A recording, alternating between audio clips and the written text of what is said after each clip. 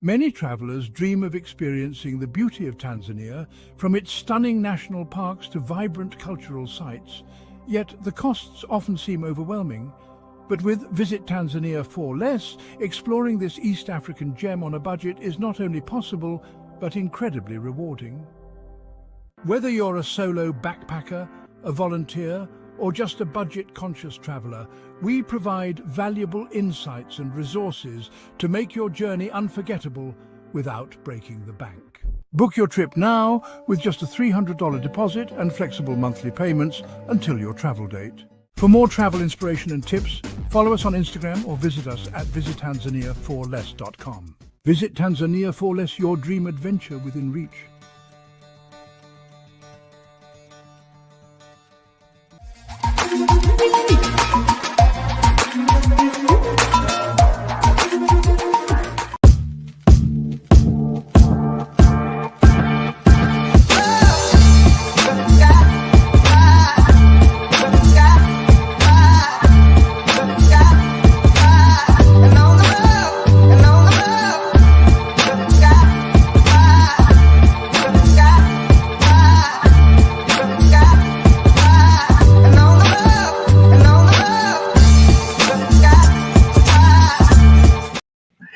And good afternoon, Muskegon. Welcome to Community Focus. This April 24th, 2026.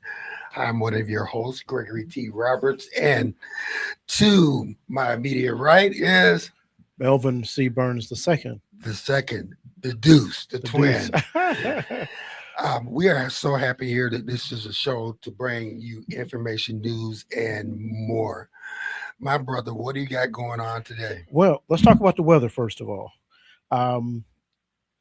Today we had a low 48, high of 71. Still expect some rain if it hadn't started yet. We got a 60% chance of rain. On Tuesday, 80% chance of rain, low of 46, high of 62. Wednesday and Thursday expected to be sunny, low 42, high of 53, and we repeat that again on Thursday. Next Friday, low 38, high of 53.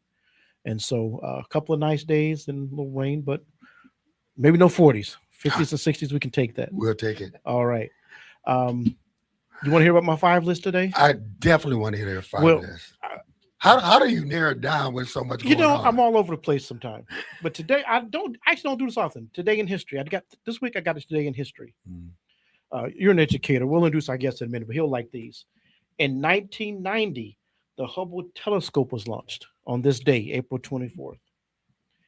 In 1800, I would have never guessed this, the Library of Congress was established on this day. 1184 BC, this is according to myth, this is the day that the Greek soldiers entered Troy in the famous Trojan horse. Really? Yes.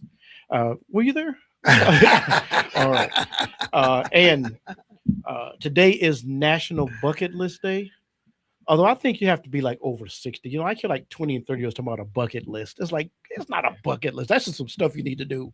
But bucket list. So work on your bucket list. Then I'm going to give you 2 birthdays today. How about Cedric the Entertainer and the great Barbara Streisand? Nice. All right. Nice. All right. Just a couple of things that we want to announce, that if you have topics that you would like us to talk about, please leave them in the comment section. We want to make sure that we get to everything. With that said, get to everything. It's time to introduce our guest. Yes, you may recognize the guest to my left and to Greg's right. He's a frequent guest on the show. We always appreciate him making time in his busy schedule. Will you join us in welcoming live into our studio today the superintendent of Muskegon Public Schools, superintendent of the state championship lady basketball Reds. All right. Welcome to the program again. Well, thank you very much. It's an honor to be here, and I love spending time with you too. Well, Nice. we're glad to have you. Well, we're glad to be here. The check's in the mail. Well, we want to talk a little business today. Definitely.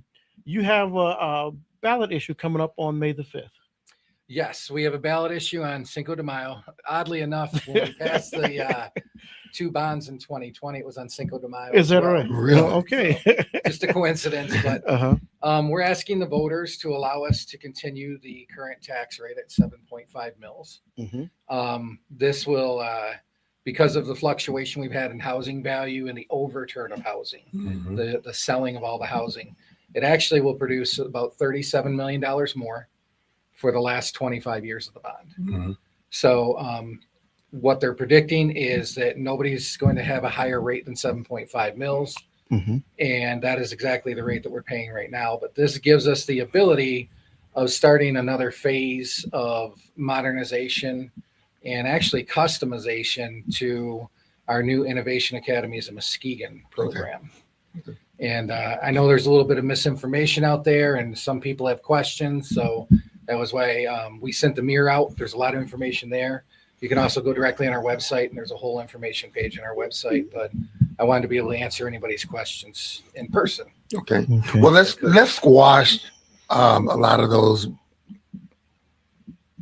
what people are thinking, the Okay. concepts out there that people are thinking. What are some of the truths, or what are some of the false things that are going out there? Well, some of I'm going to stick to the truth. So the truth of the matter is we need to build some extra classrooms in the next few years at each of our elementaries, because we have now taken all of our early childhood and housed it in our geographic local elementary schools, so that when a student is 3 years old and they start with Head Start or they start with Great Start as a preschool, or they're 4 years old and they go into preschool there for free. That's the elementary school they'll attend through 5th grade. So it cuts down on a transition for the students, and it gives them the ability to feel like part of their neighborhood. Okay. So we need to we're proposing adding 4 classrooms to each of those elementary schools. Glenside Elementary is our 2-way immersion program. And right now they triple use a gymnasium. So we use the gymnasium there as a cafeteria, an auditorium, and a gymnasium. Wow. Mm-hmm. So we want to build a cafeteria, and then that gives us the ability of using the gymnasium all day instead of just not around lunches or breakfast. Mhm. And then we can modernize the kitchen as well, which allows us to cook much better food and keep it much warmer for the students and get them better hot meals. And then we won a $2 million grant from the federal government to create a 6 through 10 career exploration center on the Okay. property with our new middle school. Okay. And we want to add some money to that grant so we can make it a little bit of a bigger building and make sure that we're getting people exposed to different trades, to different careers in alignment with our innovation academies. Okay. The huge part of that is we have talked prior to this, when I applied for the money from the federal government a couple of years ago, with our presidents of our unions. Mm-hmm. And we want to set up a program where they come in at night and actually do adult education for apprentices. And we're going to allow them to use the building for free. Okay. Good. So, because when we talked with them, they said the number one thing that our people from Muskegon face is transportation issues. Mhm. And so if we can get it right here in the heart of our city, then they're not driving out to Wayland or to Fruitport or something like that. So it eases up on that transportation issue problem. Okay. And lastly, you guys know Moon School Oh, Yes. is on. We're either going to repurpose it kind of like what we're doing with Nelson, Mhm. where a company would produce it into affordable housing, Okay. or we're going to remove Moon School. So right now we have some public programs in there like Poppin and our 21st Century Club and Bike Muskegon. Mhm. We also have our alternative school, MCEC, is housed in Moon. So we're going to build a new facility on the property for MCEC, but we have to build another new facility for administration building, Okay. because we moved onto the high school Yeah. campus when we Mhm. left Hackley. Right. The high school needs all those classrooms back. Okay. In fact, next year we're going to be really crowded. Okay. But that's okay. I'd rather be really crowded and growing than, have too much space. So Right. those are Okay. some of the things that we're really concentrating on. So now let's talk about bonds versus, this is not operating dollars. Correct. So when we say a bond, explain to people that process and how you're restricted and what you can do with those dollars. So what we had to do is we had to put in a project list, which is what you would find on the website and what you'll find inside the mirror. Mhm. And then so we have to name what sites we're going to use the bond money Mhm. on, what we're going to do with the money. And then we have to stay within that scope of jobs and sites and construction. Mhm. We cannot pay anybody's salary. We cannot pay any type of expenses for running the district. This gets audited every single years as a separate entity from our auditors. Okay. And so in 2020, we had the bonds pass. We've been audited every year and we've done tremendous job with it. We've been very responsible with it. You can look through our district and you can see, Mhm. and on our website, there's a promises made, promises kept, promises expanded. And you can see where we fulfilled all of the promises with the bond money. Mhm. And then we list some places where we were actually able to expand by being thrifty. So, Okay. Okay. Explain the difference between, you had a bond in 2025. It's 2025. The sinking fund. the sinking fund. Explain the difference between that and the current bond proposal. So the sinking fund is a constant for like 10 years. Mm-hmm. And what that is designed to do is it's designed to allow a district to keep up with the evolution of education over Okay. time. Okay. So for example, when the sinking fund was first passed like 12 years ago, I think it was 2015 or 14, Mm-hmm. they redid the entire auditorium. They restored the auditorium inside the high school. Okay. That was one of the major projects. Sure. So one of the major things that we're talking about with our sinking fund when we had it passed was to replace all of the windows in the high school. Mm-hmm. So that is not listed on this bond Okay. because that's what we're using the sinking fund for. Mm-hmm. But into the future, the sinking fund can be used for things. So the easiest way to describe it is if you take a building and you turn it upside down and it falls out, Mm-hmm. the sinking fund can't do that. Okay. Anything else the sinking fund can do. So it can't buy furniture, it can't buy people, it can't buy salaries, Okay. but it can invest in infrastructure. I got you. Because when I came here, and we all know it, the buildings were run down. Sure. They were behind being kept up and things Mhm. of that nature. And it was a result of all of the finance problems with the state of Michigan and low funding per student and things of that nature. School of choice is hurting us. And so the last bond was passed like in the 90s. Mhm. So we were able to get this bond, and Mhm. I'm trying to put things into place to where even after my tenure as superintendent, there's a mechanism that keeps the district modernized so that we don't face what I faced when I came in 7 years ago. Okay.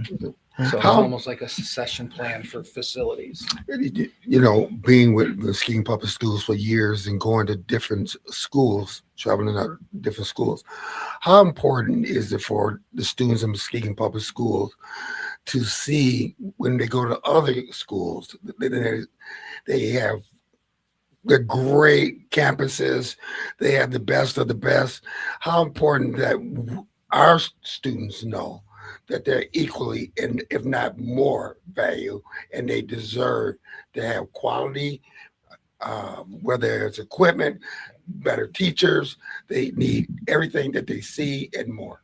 I think that is an essential part of pride, especially in our district. Mhm. And I wish I could have people come and see when we held a cheerleader conference at the middle school where a bunch of districts came in.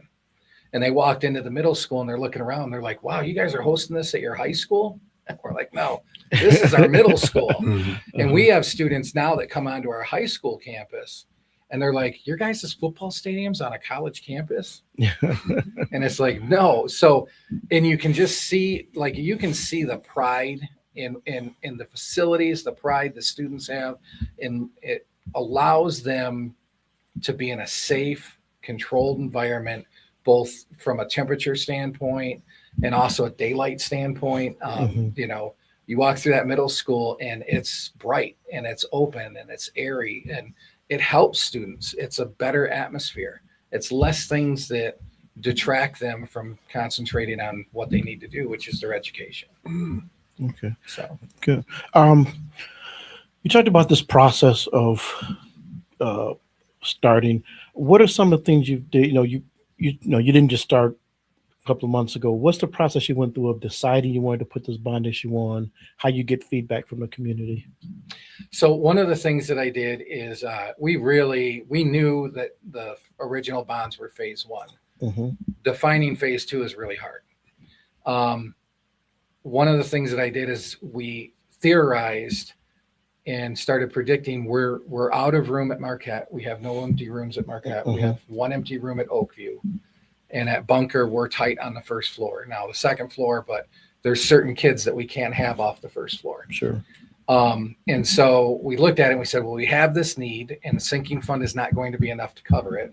Plus the sinking fund spoke for the next few years for the windows. And so we said, okay, maybe it's time for phase two. So we put together a few ideas. And then I went and I met with local neighborhoods as much as I could before they disbanded for the winter. And I sat down in some meetings and I said, listen, I need to get your input. I need to get your feedback because we want to do what our community wants us to do. Mm-hmm. Just like, you know, on the first bond, we wanted local elementaries as a community. Mm-hmm. We wanted neighborhood elementaries. So that's what we did. And that's what we stuck with. Mm-hmm. And so now we're again investing in those neighborhood elementaries. We wanted students testing to come up. We wanted student scores to come up. So when you look at us changing over our reading curriculum and our math curriculum and getting more project-based learning going, and now with the Innovation Academies of Muskegon, starting in kindergarten, students will have a guaranteed experience as they go through until they hit the high school and they choose what is the pathway I want to study. Okay. Sure. What is it that I want to do? And this gets them ready so that when they graduate, they not only get the diploma that every other student in the state of Michigan gets. In this hand, they have a plan. Mm-hmm. They know what they're doing. They have a certificate. They have a scholarship. They have an acceptance letter to college. We do whatever that child needs to live into their passion. Mm-hmm. And that is far different. The other thing that is unique about it is all is all. So when we go on guaranteed experiences, every student at that grade level comes. Students that have mobility issues, students with specialized services, every single student in that grade level goes to that experience. Mm-hmm. And that is not true in a lot of schools. And it's a shift for us even, because we need to understand every student in our care is first and foremost what we call general education. Mm-hmm. And then whatever we do with that student to service them is to get them that general education. Mm-hmm. It's not to segregate them or put them aside or put them in this room and let's forget about them. That is gone. That is no longer acceptable and it's not a great practice. Mm-hmm. You talked about just putting them in a room and forget about them. How the numbers looking? I know we were hurt by schools of choice years ago. How are the numbers starting to look now? You know, we're not only holding our own. I see us growing a little bit. So when I came here, our high school is about 850 students. Mm-hmm. Right now, I have 1,000 students at the high school, and I have 100 students at MCEC. Okay. So we're growing at that capacity. At the elementary level, we right-sized our buildings, Okay. but we are starting to grow more because we're running out of space. Okay. Okay. We also just revamped our entire K-12 special education program to modernize it, to serve the students based on what their needs are rather than based on, we'll just put a group of kids called levels here and level here. So now we're servicing them directly for what they need to be serviced for. And we just went through a least restrictive environment study from the state of Michigan as a county, and it was a really great report out for the county. Okay. And it's one of the things that we're really striving for, and it's a little bit different than it has been in the past. Mm-hmm. But the students deserve to get the same experiences. And while people will say it's not equality, because we don't do equality, what we do is equity. Mhm. A great drawing I saw that was 3 kids are standing at a fence trying to watch a baseball game. Mhm. One's tall enough for the fence, the other one can barely see over, and the other one's shorter than the fence. Mhm. So then there's 3 blocks, and each one gets a block. The tall one is standing on a block. He can see the game. The middle one, he can see the game now because he's on a block. Mhm. The shorter student can't see the game, even though they're on a block. Mhm. give the shorter student 2 blocks, and then the student can see. So it's not about building things equal. It's about creating equity of opportunity for every single kid. For people that might ask, they look at Muskegon, hey, we're growing, we got more students. Couldn't we do some of these things with the operating budget that the district already receives? Well, you could look at that and you could say, what are we investing our operating budget in? So 80 to 85% of our operating budget is salaries. Salaries and benefits. And those don't go up every year, do they? No, not at all. Yeah. I don't know who's bought medical insurance lately, but I can tell you it's going up. Oh my God. Not just on me, but my employees too, because they're kind of trapped with that cap. Sure. That hard cap. But it really it leaves about 10 or 15%. Well, what happens is if you're not wise with that 10 or 15%, districts do what Muskegon did previously, which is our buildings will last. Yes. We can rob Peter to pay Paul kind of deal. Yeah. But eventually that bill of letting your building slide, that bill comes due. Sure. And so we need to find a way forward that allows us to get the facilities that kids deserve and that are modernized and up to date. And at the same time, guide them into an education that's going to last them a lifetime. Yeah. Okay. Your years of being in education, talk a little bit how parenting and a lot of other things have come and changed the way that you teaching or how kids have to be approached. It is far different than when I first started.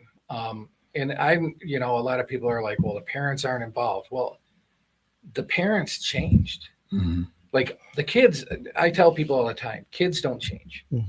The way a teenager acts now is the way we acted when we were teenagers, right? We change because we grow older, so we don't like it when teenagers act that way, right?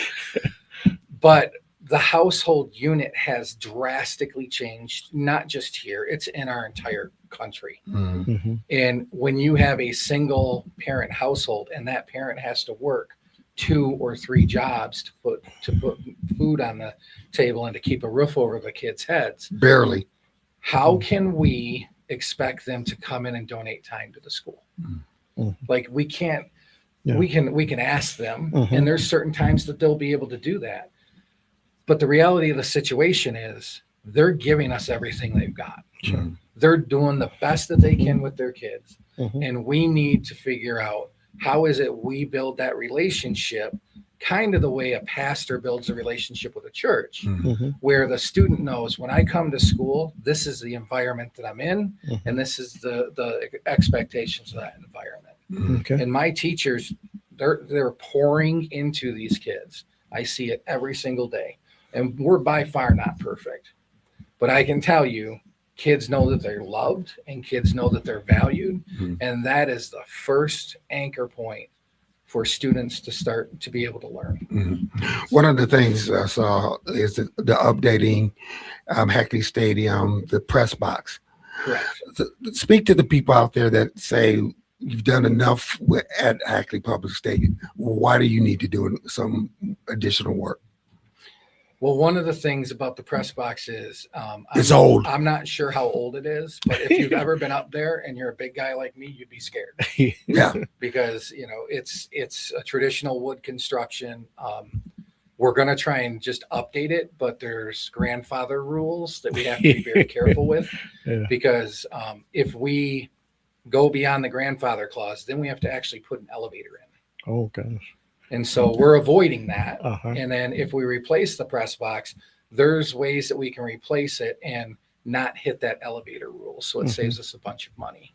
I know that another example is we're doing the lights at the stadium. Okay, well, I was in the stadium when the lights tripped and we were in darkness for how long during an important time? Oh, God. 45 minutes, an hour. 45 minutes. So the other part of it is we're putting lighting down at the field at the middle school because we have soccer and track and things like that.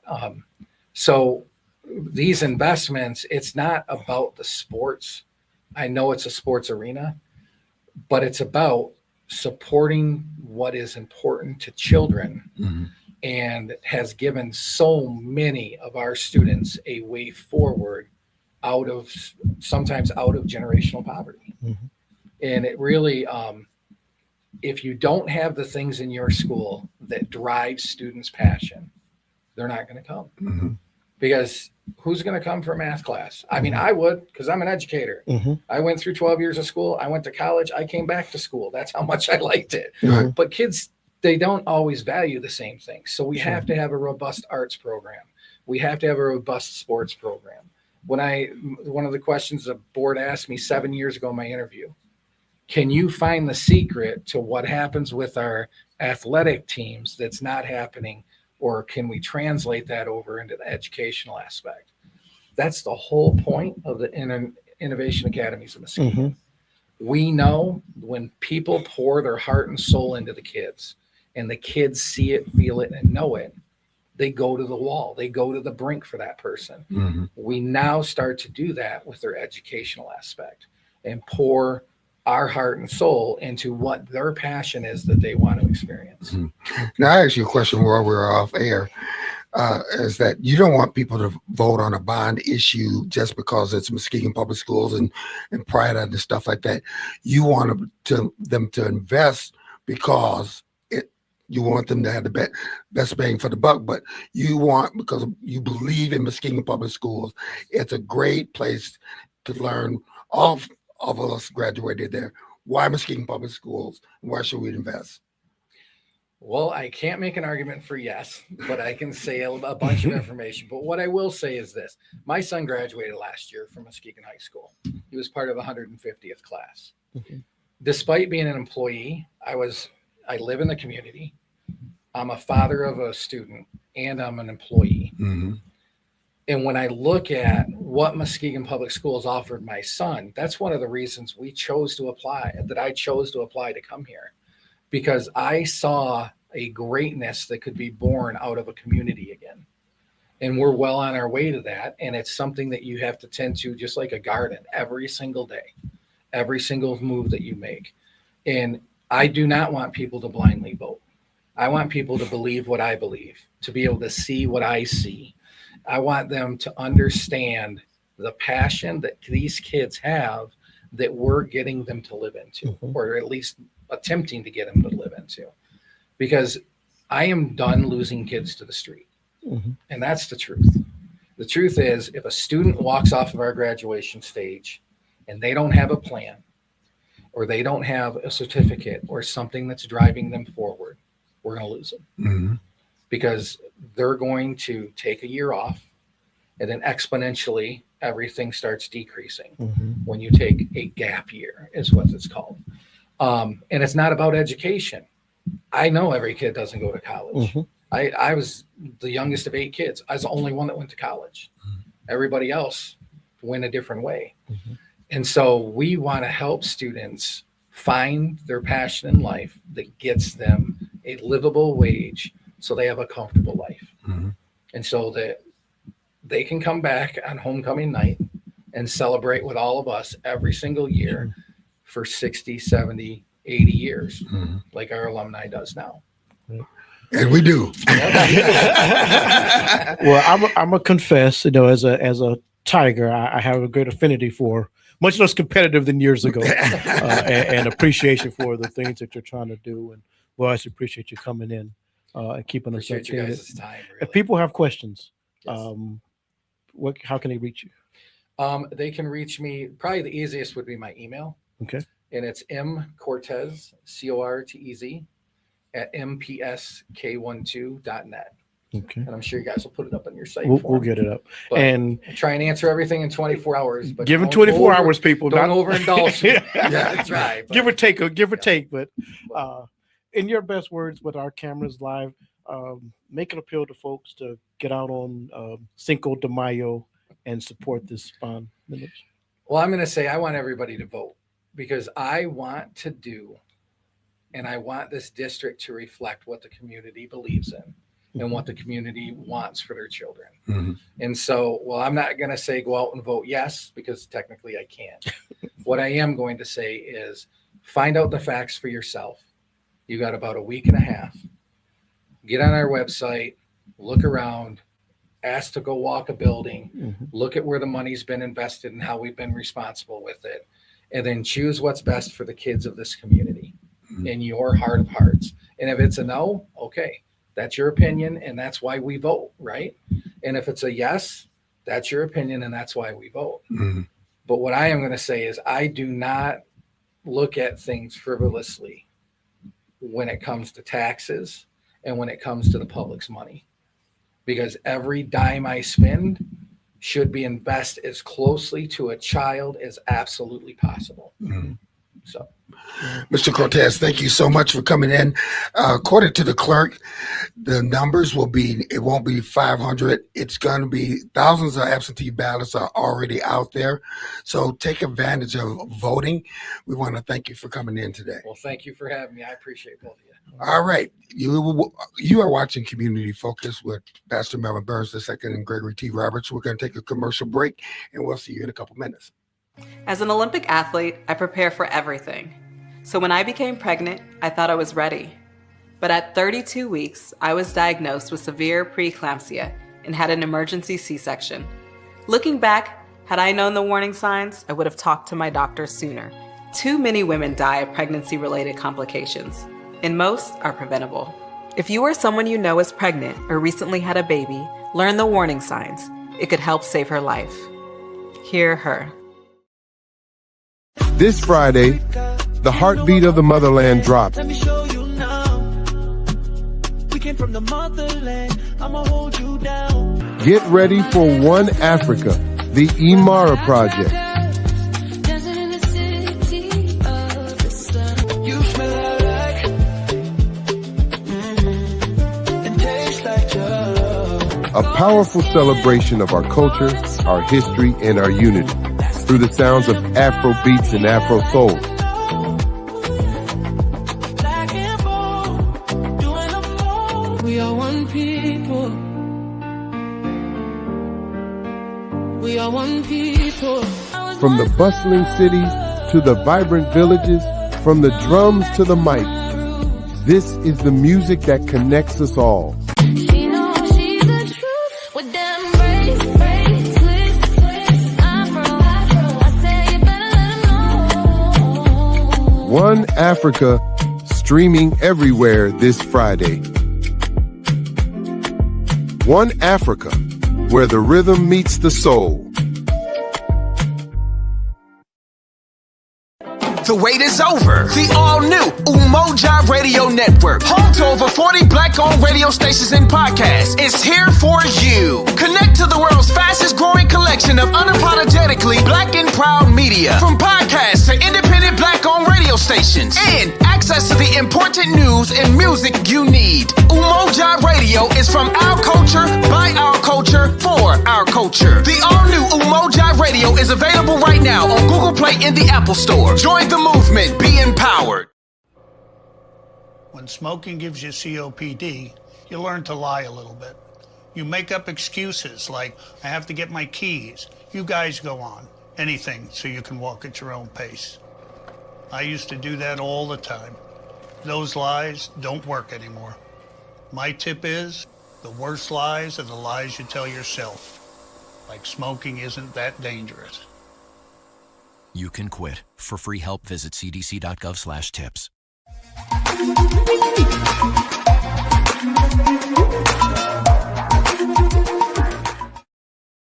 And welcome back to Community Focus of this April 24th, 2026. Pastor Melvin Burns, Yes. what's going on? Well, we're continuing with our Muskegon Public Schools theme, and we're going to talk about the TWE program, as it's called, or the two-way immersion program. We have two guests with us here today. Would you ladies introduce yourselves to? I'm Morgan Blizzard Thompson. I teach second grade at Glenside Two-Way Immersion. And I'm Carmen Martinez, and I teach at Glenside as well at the two-way immersion. Okay. I'm from Spain. Okay. So what is the two-way immersion program? I'm going to do this real quick. You clean up the key.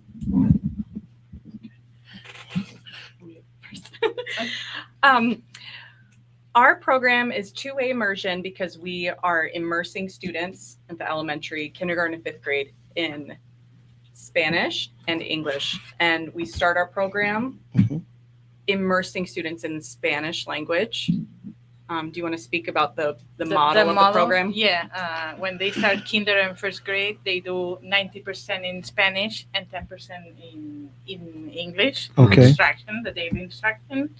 And then as they grow on the program, it balances. So it's 20/80 in second grade, which means anchor time, like STEAM, gym. This is in English, social studies as well. And then science, math, and they learn Spanish language. It's in Spanish. Okay. So we mix instruction, but it's a lot of Spanish in the early years, and then it balances to 50/50 in fourth and fifth grade because we want the kids to achieve fluency in both languages. I had a chance to walk into Glenside to see this program and was totally amazed to see how our children were speaking in both languages fluently. Explain to people why it's important for the languages for them to be able to speak another language. So there's so many reasons. We brought like the scientific reasons, the things that they always say that bilingual kids, they outperform in scores in standard tests. Then they've got like deeper thinking skills as well because they have to use lots of energy learning different languages. Then they say it's good for the brain. For example, the Alzheimer things and all these brain diseases, it makes them like you get them when you are older. And then also like about employment because if you speak different languages, there are lots of employers who look for these bilingual employees. But I think for us, it's different as well. Yeah, I would say aside from the brain benefits of learning two languages, especially as a young child, and kind of the social benefits for students' futures, what we see every day is how kids from different cultural backgrounds get to learn from each other and empower each other and celebrate our differences. And for me, as a community member in Muskegon, that is just such a beautiful reflection of the community that we have. And to get to be a part of that is incredible for me because it is really, like you said, it almost feels magical to see how the kids are growing together and learning from each other and our different cultural backgrounds. Such a beautiful blend. There are a lot of soft skills which they are not tangible. They cannot be measured, but like flexibility, like resilience, like open-minded and confidence. Yeah, they are things that we work the whole time because they are mixed up with different kids from different backgrounds, different families, different countries. So they are speaking a lot about different things that they do at home, and it's kind of wow, do you eat that for dinner? Yes, I eat that.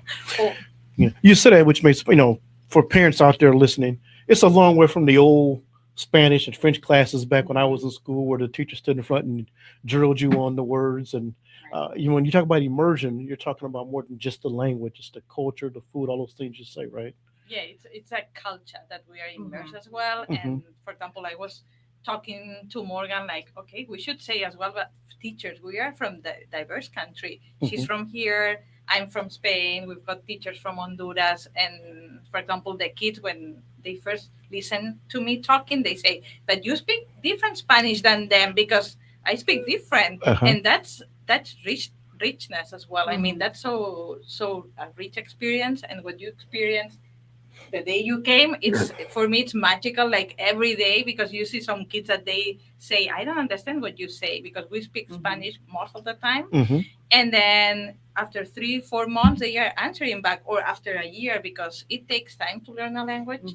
But it's like seeing this magical thing every day. And I love it. I love working there. Explain to people, you come from Spain and different country, you're required to learn several different languages. Yeah. Explain to people how important it is that we're able to compete in an international market by learning several languages. For me, it's learning languages. It's natural because English is the language of economy. Is the language like everybody. Most of the, if you want to do something, you need to speak Spanish. English, sorry. So in Spain, we learn English since we are 3. But I mean, for example, I was doing gym in English. We do this kind of two immersion that we do the other way around in English. And then for me, it's just that at the middle and high school, my students in Spain, they learn French, they learn Italian, they learn German, because we know all these benefits. So we are offering all these languages. Yeah. And then also for the jobs, it opens your world because you can travel anywhere to find a job. Like me here, I'm with a program from the Spanish government, and I just can be here because I speak English. Okay. Yeah. So now the program, it's K through 5. How, if parents are interested, what do they need to do? So it's, I believe the kindergarten enrollment is like any other. If you want to enroll your child at Muskegon Public Schools, you fill out the paperwork and you put, I want my child at Glenside Twee. And if they are within the district, they've got busing. So Yeah, busing is available for anyone that lives in the MPS district. So there's no worries there. The one thing that I want to mention is that we are a school, I would say all students are language learners, but we have kind of the unique position of, we have some students that are coming in as a Spanish speaking child or from a Spanish speaking family, and some students that are coming in as from an English speaking family. Okay. And so if your child is a Spanish speaker, they can transfer from another school to MPS to Glenside at any point in those kindergarten through 5th grade years.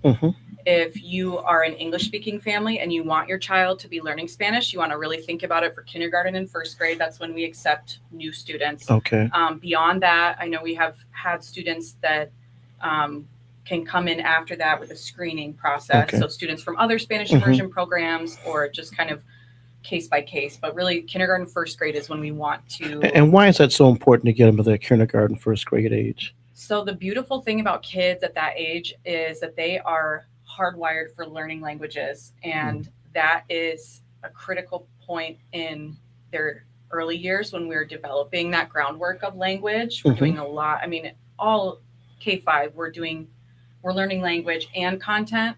And then the plasticity of the brain. It's studied that it's easier for kids to learn languages as an adult. It doesn't mean that we don't learn as an adult, but if now I want to learn a language, it's going to be more difficult. Harder. It's harder. For a kid, it's like, it just gets natural because sometimes they just mimic. Sometimes it's like, okay, they are saying things, hola, hello. Yeah. And kind of going back to what you'd mentioned about the traditional model of how we learn world languages, that's my background. And I just kind of stuck with it and had some really important mentors that kept me going on lots of, I ended up studying Spanish at college level and everything. But when we think about an elementary school 2-way immersion program, it looks like an elementary school day to day. We're doing reading, writing, social studies, math, calendar, science, all, PE, music, art, all of those But same subjects, but many of them are happening in Spanish, especially at kindergarten and 1st grade, because we want to lay that foundation of language skills before we get into the curriculum that's expected of them in the older grades. Okay. And because the culture it's embedded in the learning. It's not just what you mentioned about the traditional, it's that you learn the language, you memorize, and it's grammar based. And here it's like it's communication is the most important thing. So they need the language to communicate with the teacher, especially in the lower grades. And that's what makes meaningful a language. Okay. Yeah. What are some of the things parents can do if they're interested in putting their child in a program or have their child in a program to kind of support them? This is a little different than the maybe traditional school experience. So what can they do to kind of support their child in this program?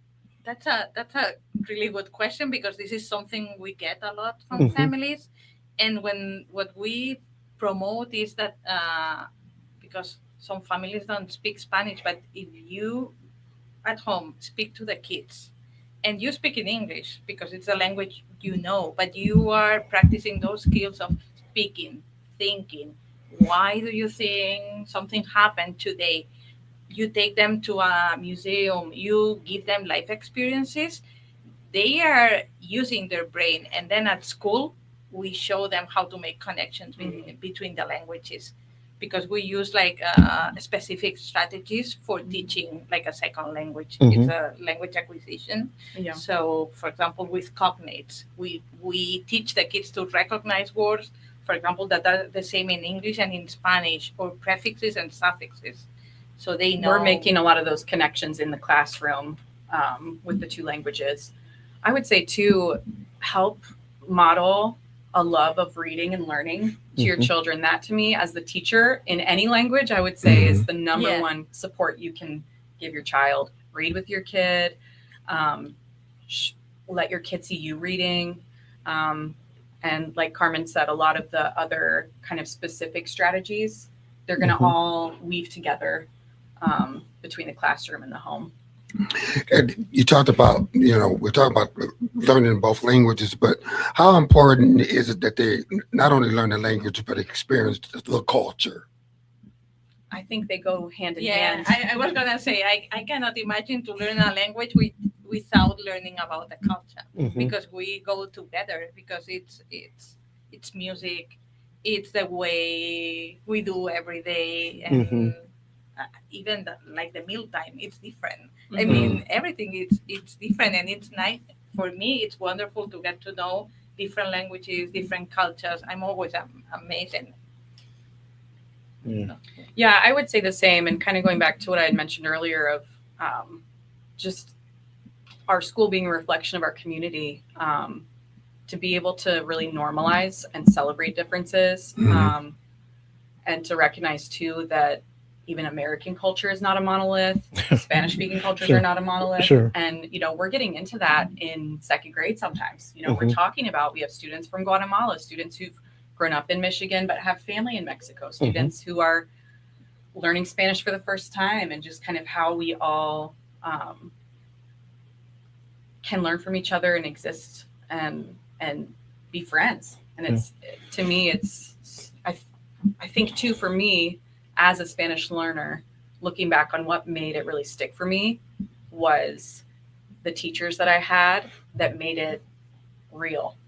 So playing movies for us, playing music for us, taking us on field trips. I grew up in the DC area, so I had a lot of opportunities to go see exhibits and things. But, we're still trying to do that even at our school of making language and culture relevant to real life for our kids.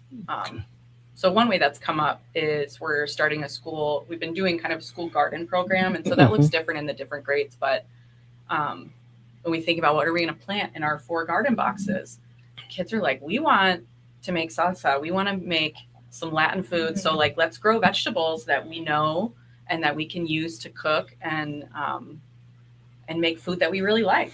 So that's been really cool too, to see how those kind of real world experiences are giving kids language and giving them kind of a confidence and an ownership of our different identities. So do you find with most of the non-Spanish speaking students, when they start, do they stay in it through K through 5? Or you find, that's the goal.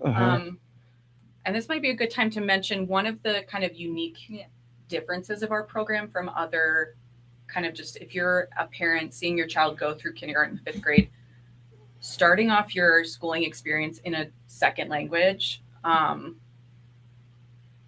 is important for that second language development, because then once you're older, the teachers, the program, our specific program will weave together, there's a lot about learning to read in English and Spanish that are so similar, but we don't teach kids, look, this is how to read in Spanish and this is how to read in English. We start teaching them Spanish phonics. We only read in Spanish until 2nd grade.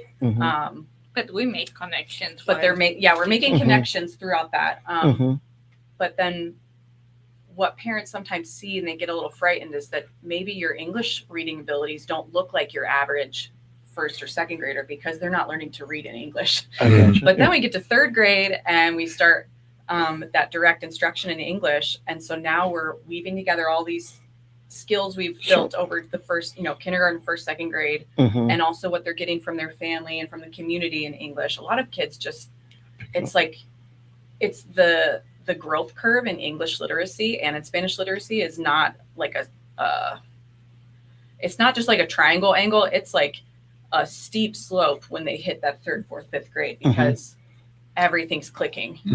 But that can be scary to parents when they say, oh, my kid can't read in English. It's like, well, it's because they're learning to read in Spanish first. Okay. And that will I get come. that. That's part of the plan of the program. It's modeled for kids to leave fifth grade at least being able to read and write in Spanish and English at a fifth grade level. And also it happens the other way around because some Spanish families, they think they are not going to be learning English because they are learning in Spanish.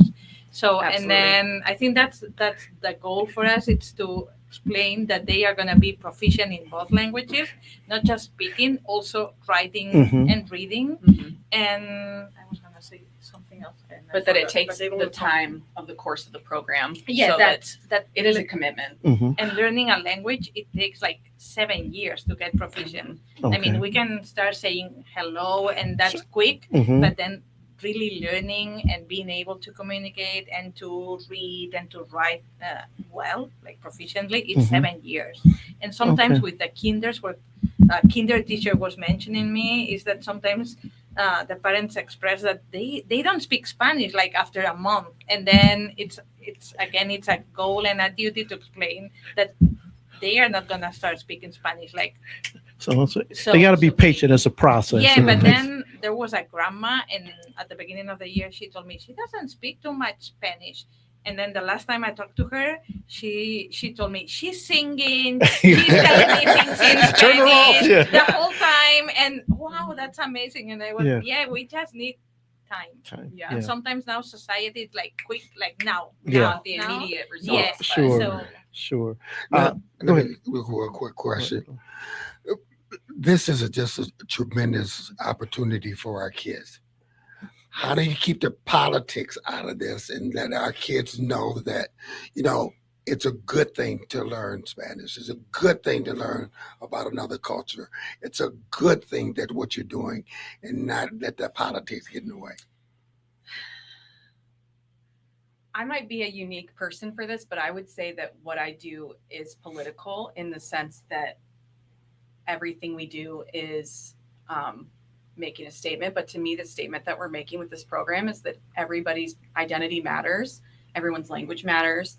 So I'm not necessarily going into the second grade and saying, I do say you matter, but I'm not going in there declaring, we're not talking about the news. We're not talking about necessarily like politics with a capital P, but I hope that our program is instilling in our community, not just tolerance, but acceptance. And that diversity is incredible. And it's what makes us great. And those are language. Everyone speaks a language. And so to say, and everyone is welcome at the school as well. Everyone like is welcoming atmosphere. It's very important as well. Yes. Someone was telling me, I love coming to your school because everyone is like smiling and hugging and how are you? Like this like welcoming atmosphere. And this is very important as well. And you're right. It is a different environment. To see these kids speaking languages and the way the mannerisms and all that stuff is a little different than on other schools. Any idea, how do you still have a lot of students who are first generation learning English in your program? Typically, it varies from grade level to grade level, but the goal is 50-50 that we have. Because so the way the instruction is designed, they support each other with instruction, like the Spanish speakers to the English speakers and the English speakers to the Spanish speakers. But now recently we've got more like American, like English speakers. To learn Spanish. So you get the students sort of help each other. Yeah, absolutely. Which is probably one of the things you want to see. Yeah, absolutely. Yeah. Well, that's awesome. Yeah, because when one speaks Spanish, then no. Sometimes I listen to the kinder or first kid like she means that she. Well, I read to a class a couple years ago, and I tried to, it's been a year since I had Spanish, and whatever I said to them, they all laughed. So I took it as I was funny, not that my Spanish was that bad. So, And that's something as well, because my accent is from a Spanish speaker who learned English later, and the kids at the beginning are like, "What are you saying?" But they get used to it, and that's tolerance as well. For me, it's very important that they get used to different accents, but even someone who's learning. Sure. Yeah, I would say that's a common theme, and like what incredible opportunity to have a child help adults make connections with their learning. And so to me, to have kids have an opportunity to say, no, this is how you say it, is like, that's incredible, because they're teaching us, and and I think seeing the way they help each other, we do have some families, some kids that are newcomers, and so they're learning English for the first time, and so they're, and the other way around, some kids are teaching their classmates Spanish, and they tell me, "Don't worry, Miss Carmen, I'll help them." And it's like, okay. But that has to really be fun to see them helping each other like that. That has to be one of the neat things about the class. And also, I really like we do peer reading or but reading buddies. Reading buddies. So fourth graders, fifth graders, they go and help read the kinder and the first graders. So that's wonderful as well. Opportunities for the older students to mentor the younger kids in Spanish. In Spanish, Okay. And so now the program is just at Glenside School? Correct. Okay. And now is the time for parents. I know we have the kindergarten roundups coming up. So now is the time if you're parents and starting your kindergartners, you want to make it known now if you like them in the program. Yeah, on the 14th of May, it's a kinder roundup. And then at Glenside. Yeah, at Glenside, because there are different schools. And then next Thursday on the 30th, we are going to have a cutting ribbon ceremony that we want to invite everyone. Okay. Because before the program was in different schools, and since last year we are at Glenside, so we are happy to celebrate and to share with the community opening. Yeah. So awesome. We are gonna have some kids singing, and then there are gonna be like some activities for the kids, like rock painting and planting seeds.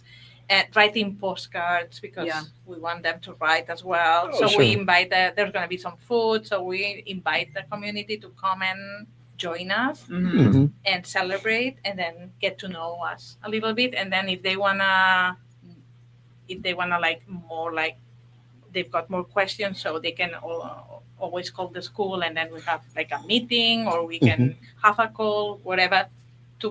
Because sometimes some parents have told us, or to me, like, I didn't know we had this program here in Muskegon. Like, this is amazing, and a lot of people don't know about it. So we wanna share it with everyone. Yeah, absolutely. So we're at the end of the show, but I think it's only fitting that, how about somebody give an invite in English and somebody give an invite in Spanish? Oh, I love it. Well, we would absolutely love to invite you to come meet us at Glenside 2A Elementary School, 2A Immersion Elementary School. We're open April 30th, May 14th, and then really any other time you want to come visit and meet our staff, just give us a call. Y os invitamos a que vengáis a conocer el proyecto del Two-Way Immersion. Podéis venir el día 14 para el Kinder Roundup, o el día 30 tenemos la obertura del edificio, donde habrá una ceremonia y donde lo celebraremos. Y si no, nos podéis llamar y también nos atenderemos y podemos acordar un encuentro. There you go. This first time almost in 5 years that has happened. Yeah. I'm so happy. I'm to invite y'all back more often and translate for us. Yeah, to translate for us. Yes. Listen, we're down. That's our show, and we want to thank Muskegon Public Schools for coming in. Thank you so much. Usually give some advice, and there's two things that I want to speak on. We always say, go out and do something. You never know who you have a chance to help. I'm going to say two things this week. Number one, you take the opportunity to invest in yourself and then go experience something for yourself. You. Okay. Number 2, I cannot explain and tell you in 25 minutes how important it is for you to get quality rest. And lastly, instead of us preaching and screaming at people, how about we just listen? All right.